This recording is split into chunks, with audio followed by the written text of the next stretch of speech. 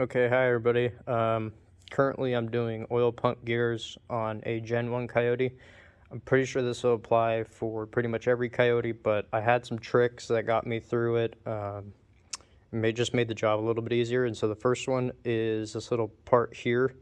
They make them apparently, they're called torque adapters or dog bones, but I just cut a box wrench and then welded a socket on the end of it. And so what I can do with that is I can do my torque wrench here like that just to get the oil pickup tube bolts done, because nobody was talking about the torques for them. But the oil pickup tube being these two guys, they're supposed to be 89 inch-pounds plus 45 degrees. And obviously there's no way to get a normal torque wrench on it with the engine in the car like it is. So I just made this, and you can, and obviously with the bottom one you can do the same, and you can torque it like that, and then you have all this room here for your torque wrench you put on there. As long as the torque wrench is straight in line with this, it should be pretty accurate.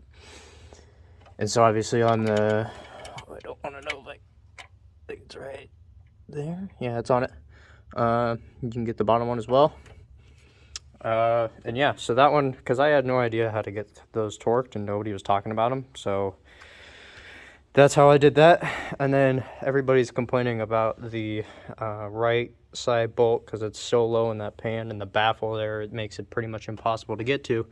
But if you have small hands like I do, you can actually, I don't know, I think I reached around right here behind it or underneath it, some variant. You got to play with it a little bit. You can actually reach around, and I held it with my finger on the other side with my hand, and then I could just use both of my fingers like this, pretty much, this one being my right hand, this one with the left, and I could spin it and get it threaded up in there, and it was so much easier than trying any of the other tricks anybody's talked about.